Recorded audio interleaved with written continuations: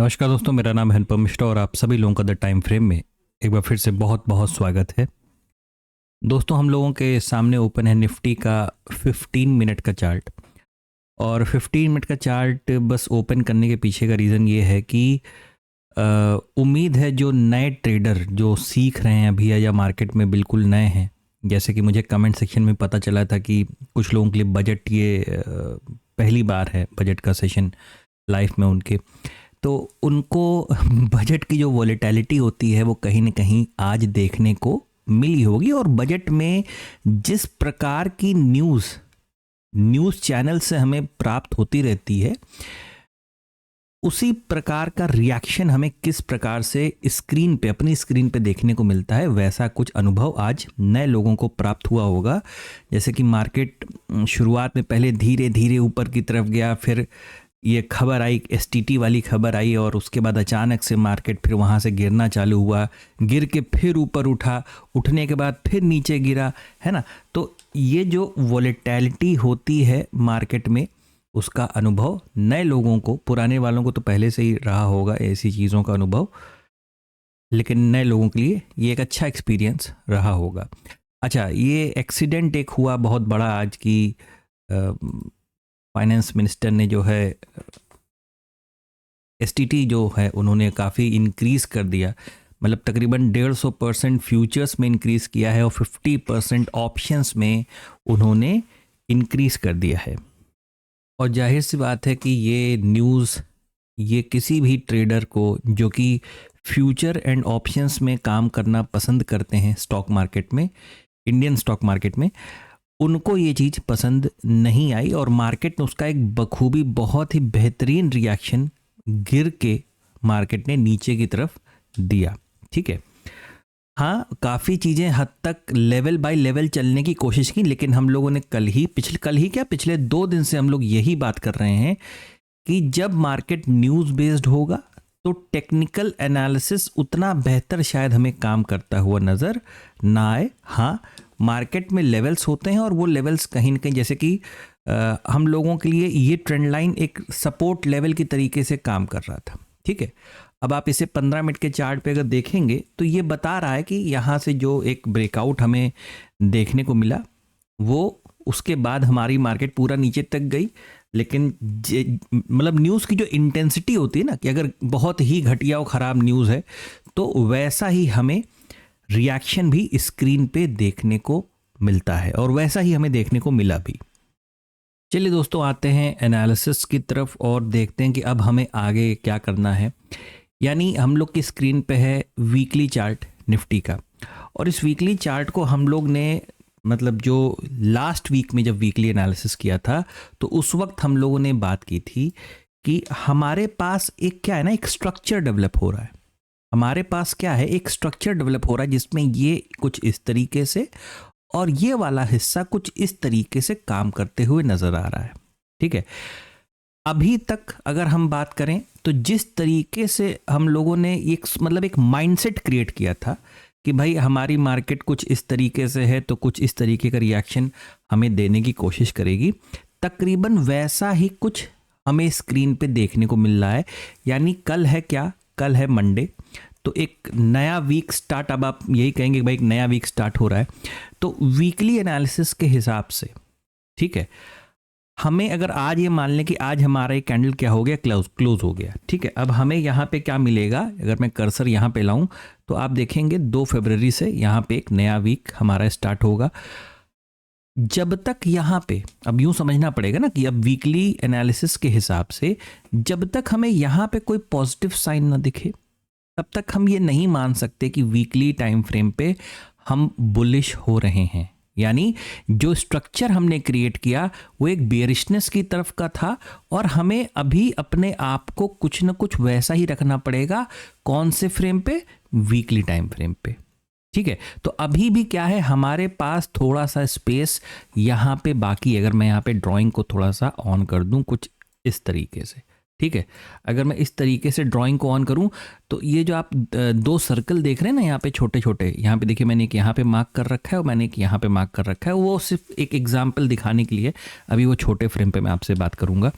तो अभी भी अगर आप देखेंगे दोस्तों तो हमारे पास इतना हिस्सा जो आप देख रहे हैं ना, ये स्पेस कहीं ना कहीं अभी भी बाकी है। मार्केट हमें यहां तक आता हुआ नजर आ सकता है। अब हम सिर्फ यहीं तक की बात क्यों कर रहे हैं? क्योंकि यही हमारा अगला इमीडिएट सपोर्ट लेवल है, जो कि तकरीबन कितना निकल के आ रहा है, अगर मैं इस पर क्लिक करूं तो अपने आप हाईलाइट हो जाएगा। वो है तकरीबन 24,500 से लेके 24,350, यानी ये जो पूरा एक जोन है, यानी ये साइड में नंबर लिखा हुआ है, आप इसे देख लीजिए इस नंबर को, ठीक है। तो यहाँ तक के आने की उम्मीद है। कहाँ पे? वीकली टाइम फ्रेम पे, क्योंकि वीकली टाइम फ्रेम पे अभी किसी प्रकार का कोई बुलिश सिग्नल हमें देखने को नहीं मिला है। कन्वर्ट करते हैं अपने चार्ट को सीधे कहाँ पे? डेली टाइम फ्रेम पे। और डेली टाइम फ्रेम पे अब देखिए आपको ड्राइंग्स भी क्लियर नज़र आ रही होंगी। हमारे पास जैसे बहुत सारे लोगों को ये एक हिस्सा था, मतलब अगर मैं फ्रेम को भी और छोटा करूँगा तो आपको दिखाई देगा। इस हिस्से पे वो सभी लोग ये बात कर रहे थे यहाँ पे कि उन्हें एक इन्वर्स हेड एंड शोल्डर का पैटर्न दिखाई दे रहा था, और वो है भी, ऐसा नहीं है। लेकिन होता क्या है कि मार्केट के चलने का एक प्रॉपर तरीका होता है, जिसको मैं हमेशा, आपने सुना होगा मेरे मुंह से, मैं स्ट्रक्चर की बात करता हूँ, मैं पैटर्न की बात जल्दी नहीं करता। पैटर्न तो एक अलग चीज़ हो गई, ठीक है ना। एक स्ट्रक्चर होता है मार्केट का, ठीक है। वो उस और वो हमेशा आपको ज़्यादातर बड़े फ्रेम से ही आइडेंटिफाई कर पाएंगे आप उसे, ठीक है। तो जैसे आपको याद होगा कि हम लोगों ने बात की थी ना कि हम इस तरीके से गिरे हैं। अगर हम थर्ड लेग की तरफ आते हैं, याद आ रहा है, मेरे ख्याल से 1 या 2 वीडियो पहले ही ये बात हुई थी कि अगर हम थर्ड लेग की तरफ आते हैं, इन दैट केस हमें ये सिनेरियो, नीचे की तरफ का मूवमेंट हमें देखने को मिल सकता है। यानी अभी ये जो रेजिस्टेंस है हमारे पास, यानी 25,450 से लेके 25,500 तक का, जब तक ये पूरी तरीके से हम क्रॉस नहीं करते, रीटेस्ट नहीं करते, और दोबारा जब इसके ऊपर निकलना नहीं चालू करते, तब तक हम थोड़े से बुलिश मोड में शिफ्ट नहीं हो पाएंगे। और अगर मैं आपसे यूं कहूं कि ना, देखिए बिल्कुल जैसा बात की गई थी बिल्कुल वैसा हुआ, देखिए ये गलत चीज़ है। ये गलत क्यों है? क्योंकि मैंने पहले ही कहा था कि अगर आज की डेट में 1 फरवरी यानी बजट डे का कोई ऐसा इवेंट वाला दिन ना होता, ठीक है, और अगर ये बात कही जाती या करी जाती कि देखिए हम लोग ने बात किया था कि इस तरीके से मार्केट जाके पहले इधर आएगा, तो फिर समझ में आता है कि हाँ भाई चलिए ये एक अच्छा एनालिसिस था। लेकिन आज की डेट को मैं किसी प्रकार का कोई एनालिसिस मानता ही नहीं हूं। इवेंट में किसी भी प्रकार का टेक्निकल एनालिसिस काम, मैंने पहले भी कहा था, कर भी सकता है, नहीं भी कर सकता है, तो आप इसे ना मान के ही चलिए। आप बस इतना ध्यान रखिए कि आप कोई भी ट्रेड अगर आज के दिन प्लान कर रहे हैं तो उसका रिस्क रिवॉर्ड रेशियो आपको क्लियर होना चाहिए। उसका जो रिस्क मैनेजमेंट है वो आपको बिल्कुल क्लियर होना चाहिए। उसी के बाद आप ट्रेड को प्लान करिए, वरना चुपचाप बैठ के स्क्रीन को देखिए, पढ़ने की कोशिश कीजिए, सीखने की कोशिश कीजिए। ट्रेड बहुत ज़रूरी नहीं है। दोस्तों डेली टाइम फ्रेम पे एक बहुत ही इंपॉर्टेंट लेवल था, यानी 25,000 और 24,900, ठीक है। ये एक बहुत ही इंपॉर्टेंट जोन था जो कि यहाँ पे आपको बना हुआ दिखाई दे रहा है। उसको हमने आज क्या किया, एक दिन के दौरान एक बार हमने इसको रिकवर करने की कोशिश की, लेकिन बात नहीं बनी। अंडर प्रेशर हमने क्लोजिंग इसके नीचे लाके दी, और यही कारण है जो वीकली टाइम फ्रेम पे हम लोगों ने डिस्कस किया कि हमारी स्क्रीन पे अभी भी बेयरिशनेस थोड़ी बाकी है। डेली टाइम फ्रेम पे जो वीकली पे हम लोग ने बात की, वो डेली पे भी नज़र आ रही कि हमारे पास अभी इतना पोर्शन है जो कि हमें मार्केट नीचे की तरफ ला सकता है। क्योंकि जब तक हमें कोई ऐसा कैंडल डेवलप होकर नहीं मिल जाता जो कि इंडिसीजन हो, पॉज कैंडल हो, छोटा कैंडल, आप इसे जो भी जिस नाम से भी बुलाना चाहें बुलाएं, ऐसा नहीं होगा तब तक। पता है अब इतना बड़ा फॉर्मेशन के बाद लोगों का क्या होता है, रिस्क मैनेजमेंट गड़बड़ा जाता है। अब कोई सोच रहा है कि मैं मार्केट काफ़ी गिर गया है, मैं यहाँ से बाइंग कर लूँ, पता चला मार्केट और नीचे आ गया, लेकिन आप अपना स्टॉप लॉस लगा नहीं पा रहे हो। क्यों? क्योंकि आपको परफेक्ट जगह ही नहीं मिल रही है। आप सोच रहे हो कि मार्केट गिरा है और ज़्यादा गिर सकता है, पता चला मार्केट ऊपर चला गया, इसमें भी आप स्टॉप लॉस नहीं लगा पा रहे हो। क्यों? क्योंकि आपको परफेक्ट जगह ही नहीं। क्यों? क्योंकि कैंडल ही इतना बड़ा आ चुका है, ठीक है। ऐसी सिचुएशन में जहाँ तक मैं समझता हूँ कि जैसे मैंने 2 एग्जांपल निकाले थे, उम्मीद है कि वो आपको समझ में आएंगे। ये देखिए, जैसे कि अगर मैं इस बड़ी कैंडल की बात करूं, वैसे आपको बहुत जगह बड़ी कैंडल्स नज़र आ जाएंगी। जैसे देख रहे हैं आप, इस चीज़ की देखिए आप, ठीक है। जैसे आप इसको देखने की कोशिश कीजिए, ये देखिए, ठीक है। मेरा बस इतना आपसे कहना है कि इसमें कोई हर्ज नहीं है। हर्ज मतलब कि कोई नुकसान नहीं है आपका, कि अगर आप कभी मार्केट को एक दिन दे दिए एक्स्ट्रा। एक्स्ट्रा मतलब कि देखिए, आप इसको देखिए, ठीक है। कि जैसे कि आपके पास एक बड़ा मूवमेंट या इवेंट डे कोई आपके सामने आके खड़ा हो गया। अब आपको अगले दिन समझ में नहीं आ रहा कि मैं क्या करूं, तो कोई बात नहीं, आप जैसे आज आपने एक दिन दे दिया, एक दिन और दे दीजिए। मैं उनके लिए बता रहा हूं, मेरी बात को ध्यान से सुनिएगा, जो मार्केट को सीख रहे हैं और जो मार्केट में नए हैं।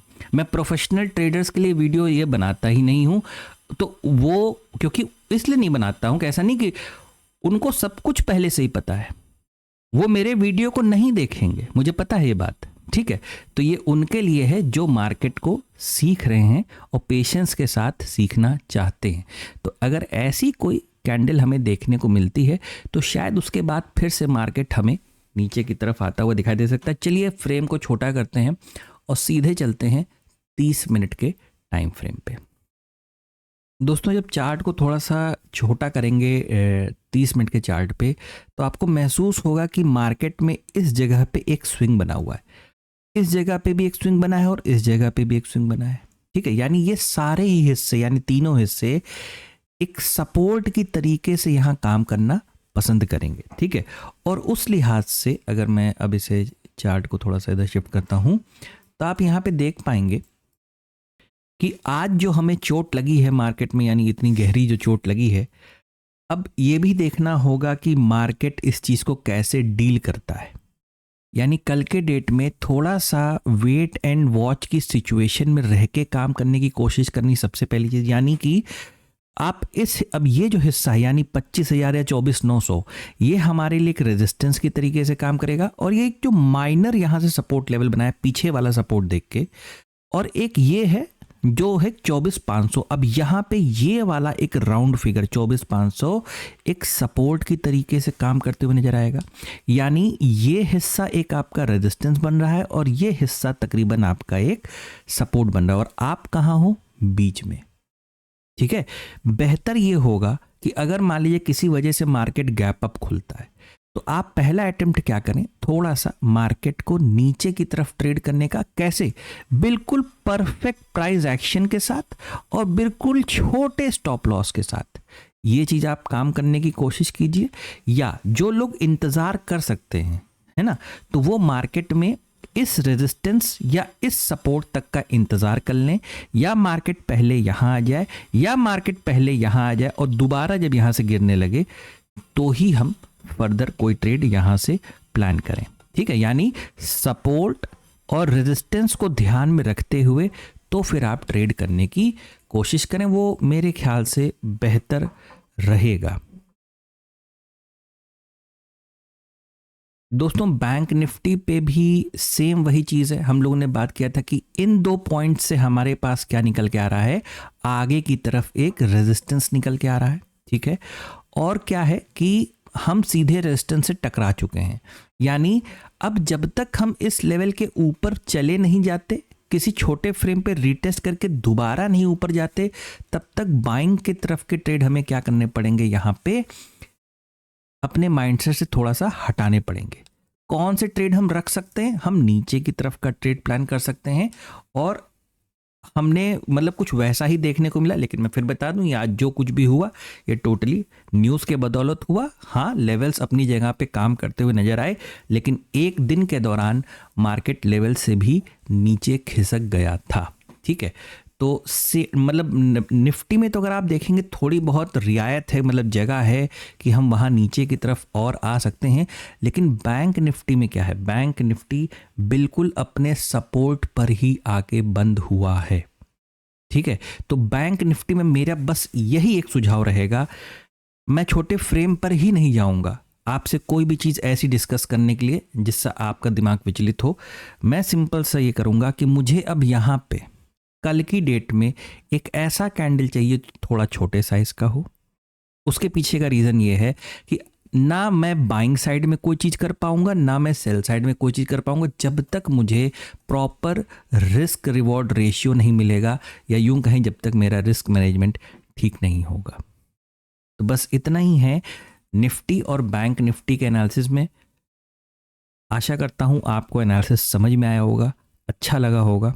अगर आपको एनालिसिस अच्छा लगे तो please like, subscribe and share my channel. धन्यवाद, नमस्कार।